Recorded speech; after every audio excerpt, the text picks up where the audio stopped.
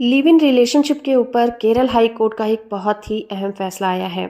जिसमें कहा गया है कि आईपीसी का सेक्शन 498 ए जो क्रुएल्टी के लिए लगाया जाता है, लिव इन रिलेशनशिप में रह रहे पार्टनर पर लागू नहीं होता। तो केरल हाई कोर्ट ने अपने इस अहम फैसले में कहा है कि अगर लड़का और लड़की लिव इन रिलेशनशिप में रहते हैं और उनकी शादी नहीं हुई है, तो आईपीसी के सेक्शन 498 ए के तहत वो महिला उस व्यक्ति और उसके रिश्तेदारों के खिलाफ कंप्लेन को नहीं कर सकती, क्योंकि सेक्शन 498 ए किसी महिला के पति और उसके रिश्तेदारों के लिए सजा का प्रोविजन करती है जो उसके साथ क्रुएल्टी करते हैं। जस्टिस सोफी थॉमस का फैसला आईपीसी के सेक्शन 498 ए और 306 के तहत अपराध के लिए उस व्यक्ति पर और उसके भाई पर सजा को रद्द करते हुए दिया गया था। इस केस में उस महिला ने 1997 में आत्मदाह करके आत्महत्या कर ली थी। इसके बाद उस व्यक्ति को दोषी ठहराया गया और सजा सुनाई गई। इस केस में ये कहा गया कि उस व्यक्ति के माँ बाप ने उस लड़की को इतना तंग किया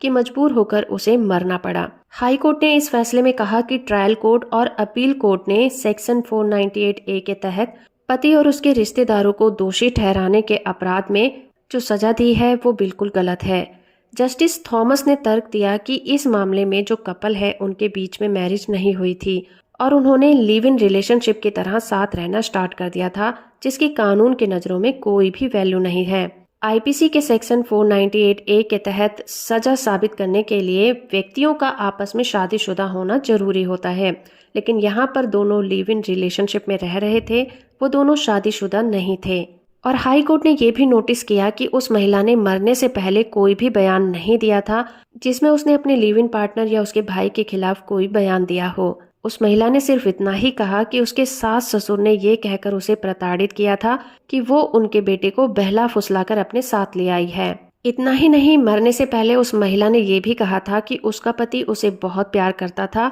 लेकिन उसके माँ बाप उसके साथ बहुत बुरा बर्ताव करते थे। तो हाई कोर्ट ने कहा कि जब दुर्घटना के समय हमें मृतक के ही इतने ठोस एविडेंस मिल चुके हैं जो कि बेगुनाही साबित करने के लिए काफी हैं, तो हमें दूसरे गवाहों की तरफ जाने की क्या जरूरत है। इसलिए हाई कोर्ट ने उनकी सजा को रद्द कर दिया और आत्महत्या के लिए उकसाने के लिए उस व्यक्ति के माँ बाप पर जो मुकदमा चलाया गया था उसे भी खत्म कर दिया गया, क्योंकि हाई कोर्ट में जब ये याचिका पेंडिंग थी तो उसके माता पिता की डेथ हो चुकी थी और उस महिला के लिव इन पार्टनर या फिर उसके भाई के रिलेशन में ऐसा कुछ भी नहीं पाया गया जिससे कि ये पता चले कि उस महिला को मरने के लिए उकसाया गया था। तो इस तरह से ये केस हाई कोर्ट में तब आया जब उस व्यक्ति के भाई और उसके माँ बाप को ट्रायल कोर्ट और अपील कोर्ट ने सजा सुनाई थी, जिसके खिलाफ ये अपील की गई थी। तो इस तरह से केरल हाई कोर्ट ने भी अपने इस फैसले में ये साबित किया है कि 498 ए पति और उसके रिश्तेदारों पर तभी लगाई जा सकती है जब कपल आपस में शादीशुदा हो, ना कि लिव इन रिलेशनशिप में रह रहे हों।